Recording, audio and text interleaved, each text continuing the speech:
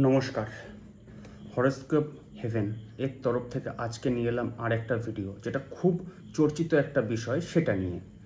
সেটা হলো মাঙ্গলিক। যখন আমরা এই ওয়ার্ডটা শুনি বা কারোর লগ্ন চার্টে এটা দেখি বা কেউ যখন জানতে পারে যে সে মাঙ্গলিক, তার মধ্যে না খুব ভয়ের একটা জায়গা তৈরি হয়ে আসে। কিন্তু আমি এটা আপনাদের গ্যারান্টি সহকারে বলছি, যদি আজকে আপনি আমার এই ভিডিওটা পুরো দেখেন, তারপরে আপনার মনে মাঙ্গলিক নিয়ে কোনো রকম প্রশ্ন থাকবে না, এটা প্রথম। এবং মাঙ্গলিক হলেই যে সে বাজে, তার খারাপ, এরকমও কিছু থাকবে না। তো চলুন শুরু করা যাক। মাঙ্গলিক কখন হয়? যখন আমাদের লগ্ন চার্টে মঙ্গল এবং রাহু এরা যদি একসাথে বসে থাকে, তাহলে তারা হবে মাঙ্গলিক। মঙ্গল যখন আমাদের যে কারোর লগ্ন চার্টে প্রথম, চতুর্থ, সপ্তম, অষ্টম এবং 12 নম্বর এই ঘরগুলোতে থাকে, তখন সে মাঙ্গলিক হয়। এবং কিছু কিছু চার্টে এরা মাঙ্গলিক হওয়া সত্ত্বেও তাদের কিন্তু মঙ্গলের কোনো রকম প্রভাব বা যেটা আমরা মাঙ্গলিক হিসাবে মনে করি যে নেগেটিভ প্রভাব, সেটা কিন্তু আসে না। ঠিক আছে? তো কোন কোন ঘরে আসে না বা কোন কন্ডিশনে আমরা মাঙ্গলিক হই না, সেটা আমি এখানে বলবো।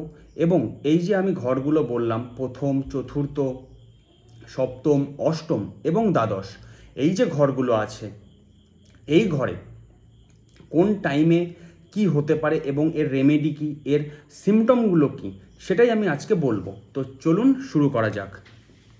প্রথম, যদি কারোর প্রথম ঘরে লগ্নে মঙ্গল বসে থাকে, তাহলে সে কেমন হবে? একটু রাগী টাইপের। ঠিক আছে? কারণ মঙ্গল তার লগ্নে বসে আছে, একটু রাগী টাইপের হবে। এবং তার পায়ে ছোটোবেলা গোড়ালির নিচে ছোটোবেলায় পড়ে যাওয়ার কোনো দাগ থাকবে। সেটা হতে পারে যে বড় হতে হতে সেটা মিলিয়ে গেছে, বাট দাগের একটা জায়গা কিন্তু থাকছে।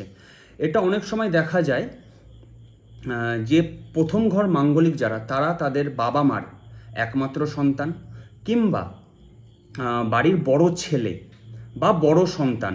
ঠিক আছে? এবং এর সাথে এটা হতে পারে যে জাতকের তার কোনো দাদা থাকবে, তার সঙ্গে এজ গ্যাপ মিনিমাম 3 বছর, এই একটা জায়গা দিচ্ছে।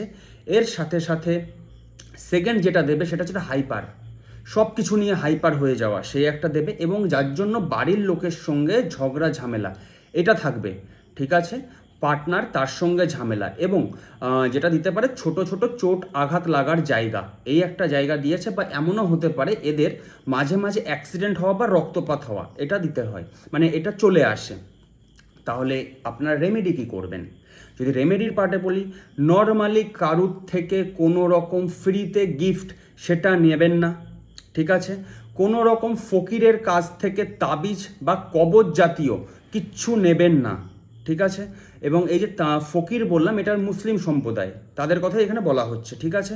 কারুর সঙ্গে কোনো রকম খারাপভাবে কথা সেটা কিন্তু আপনারা বলবেন না। ওকে?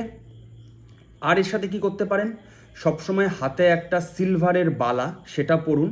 এবং এর সাথে প্রতি মঙ্গলবার করে অশ্বত্থ গাছে জল দেওয়া, এটা আপনারা করে নিন না।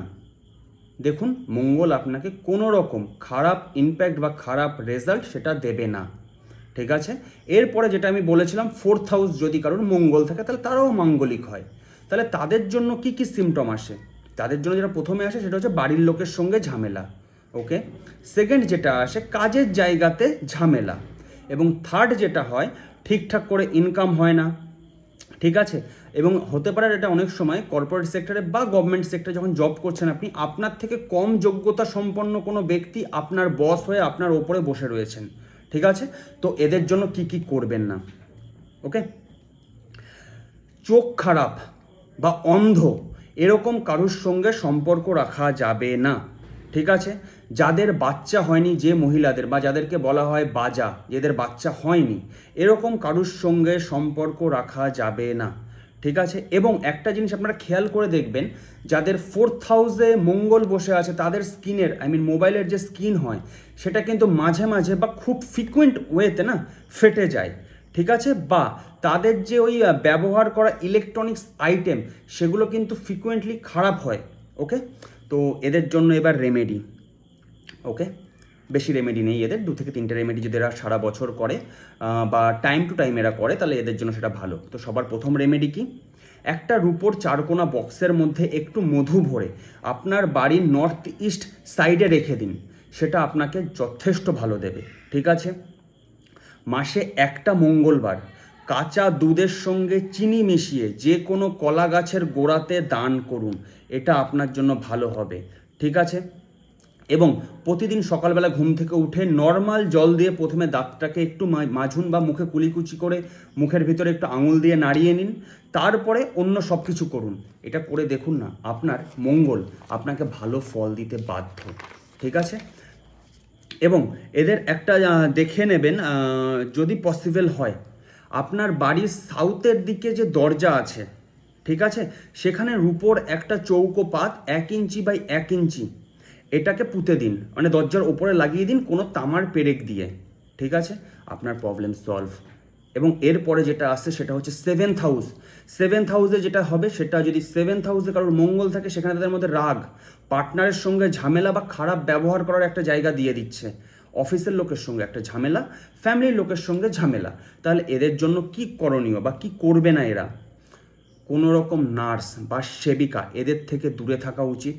ঠিক আছে, যারা গ্রামে থাকেন তারা কোনো রকম ছাগল বা যেটাকে বলে খাসি, এই যে ছাগল টাইপের যারা প্রাণীটা আছে এদেরকে পুষবেন না। এবং যারা একটু শহর বা শহরতলিতে থাকেন, মানে যারা একটু মডার্ন বাড়িতে রয়েছেন, তারা কোনোভাবেই বড় পাতাযুক্ত গাছ, সেটা রবার গাছ হতে পারে বা মানি প্ল্যান্ট, এটা রাখবেন না।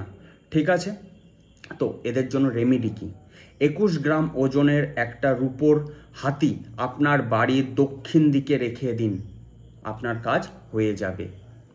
ঠিক আছে, এবং এরপরে যেটা আসে সেটা হচ্ছে 8th হাউস। 8th হাউস যদি কারোর মার্স বসে থাকে তাহলে সে কি পায় বা সে কি করে। প্রথম, হাজব্যান্ডের সঙ্গে সম্পর্ক একটা খারাপের জায়গা, বা নিজের পার্টনারের সঙ্গে একটা সম্পর্ক খারাপের জায়গা, কোনো রকম ইচ্ছা একবারে পূর্ণ হবে না। দিদি, দাদা, মাসি, পিসি এদের সঙ্গে না একটা বাজে সম্পর্ক চলে আসে, বা হয় না যে মনোমালিন্যর জায়গা, সেটা কিন্তু এরা চলে আসে। ইনকাম শেষ হয়, মানে যেটা ইনকাম করে তার থেকে বেশি এদের এক্সপেন্স, সেটা দেখা যায়। এবং এর সাথে কমিউনিকেশান, মানে কথা বলার যেটা ধরন হয় সেটা খারাপ হয়। ঠিক আছে, এদের জন্য কি করা যাবে না, সেটা হলো বাড়িতে কোনো রকম মাইক্রোওয়েভ সেটা ইউজ করবেন না আপনারা। এটা করে দেখুন, আপনাদের জায়গাটা ঠিক হবে। ঠিক আছে, এবং এদের জন্য রেমেডি একটাই রেমেডি এবং খুব সহজ রেমেডি, কোনো রকম বিধবা মহিলাকে প্রণাম করা যখনই যেখানে পাবেন, মেবি সেটা আপনার বাড়ির কাজের মহিলা হতে পারে বা আপনার পাড়ায় বা আপনার আশেপাশে কেউ হতে পারে, তাদেরকে একটু প্রণাম করে নিন না, আপনার প্রবলেম সলভ হয়ে যাবে। এবং সবার লাস্ট যেটা আসছে সেটা হচ্ছে 12 হাউসে যদি কারোর মার্স বসে থাকে তাহলে সে কী করবে, সেটা হচ্ছে প্রথমে শুতে প্রবলেম, মানে রাত্রেবেলা ঘুমাতে অসুবিধা, বিনা কারণে পানিশমেন্ট। ঠিক আছে, হাজব্যান্ড বা ওয়াইফের সঙ্গে একটা সম্পর্ক খারাপ, সোশ্যাল সার্কেল খারাপ। এবং এদের সিমটম কী আসে, পার্টনার আপনার হয় না অনেক সময় যে আমি আজকে ইচ্ছা নেই বাট আমার পার্টনারের ইচ্ছাতে আমায় সেক্স করতে হচ্ছে, সেই একটা জায়গা দিচ্ছে। এবং এদের গোড়ালির নিচে কোনো রকম কাট মার্ক সেটা একটা থাকছে। ওকে, এদের জন্য কি করা যাবে না, যদি ছেলে হয় তাহলে কোনো রকম মেয়ের সঙ্গে মানে বা কল গার্লদের সঙ্গে ফিজিক্যাল রিলেশনে যাওয়া যাবে না। এবং যারা মেয়ে তাদের কখনোই নিজের থেকে ছোট বয়সে কোনো ছেলের সঙ্গে সেক্স বা ফিজিক্যাল রিলেশনে যাওয়া যাবে না। এদের জন্য রেমেডি, 43 দিন যে কোনো কুকুরকে বোন পাউরুটি বা যে গোল পাউরুটিগুলো হয় সেটাকে খাওয়ানো শুরু করে দিন, এবং এটা শুরু করবেন যে কোনো মঙ্গলবার থেকে, আপনার প্রবলেম সলভ হবে। এবং সবাই মোটামুটি আমরা চা খাই, রাইট? যারা না চা খায় তাদের জন্য ব্যাপারটা এখানে আলাদা। যারা চা খায় সকালবেলা ঘুম থেকে উঠে প্রথম যে চাটা আমাদের সেটা যেন রেড কালারের চা হয় বা লাল চা হয়। ঠিক আছে, অনেকে আছে আমরা পারি না, হয় না, তো তারা যেন ওই লাল রঙের কাপে চাটা খায়। আপনারা এটা করে দেখুন, আপনাদের প্রবলেম সলভ হয়ে যাবে। আচ্ছা, এবার আমি প্রথমে একটা কথা বলেছিলাম যে কখন মাঙ্গলিক হয় না, যখন মঙ্গল প্রথম, চতুর্থ, সপ্তম, অষ্টম এবং দ্বাদশ ঘরে থাকে, তারপরে কখন আমাদের মঙ্গল এফেক্ট দেয় না। যদি জুপিটার সাথে মঙ্গল বা মুনের সঙ্গে মঙ্গলের কোনোভাবে কানেকশান চলে আসে নারী মতে, সেইখানে কিন্তু আপনার মাঙ্গলিক দোষ বা মাঙ্গলিক কোনোটাই গ্রাহ্য হবে না। ঠিক আছে, আশা করছি আপনাদের মঙ্গল নিয়ে বা মাঙ্গলিক নিয়ে আর কোনো রকমের সন্দেহ বা কোনো রকমের ওই হয় না যে একটা ভুল জানি বা আমরা অনেক ধরে জেনে আসছি আমার এটা মাঙ্গলিক ওটা মাঙ্গলিক, এরকম হয় না। ঠিক আছে, এই যে রেমেডিগুলো আমি বললাম এটা আপনারা করুন, আপনাদের প্রবলেম ডেফিনেটলি সলভ হবে। হ্যাঁ, এবার এই রেমেডিগুলো কন্টিনিউ ওয়াইজ কিন্তু আপনাকে করতে হবে। ওকে, যদি আমার ভিডিওটা ভালো লেগে থাকে তাহলে অবশ্যই শেয়ার করবেন এবং আপনার মতো আরও যারা আছে তাদের কাছে এটা পৌঁছে দেবেন। পারলে শেয়ার করুন, লাইক করুন এবং যদি কোনো রকম কমেন্ট থাকে অবশ্যই আপনি এখানে লিখে দেবেন। নমস্কার।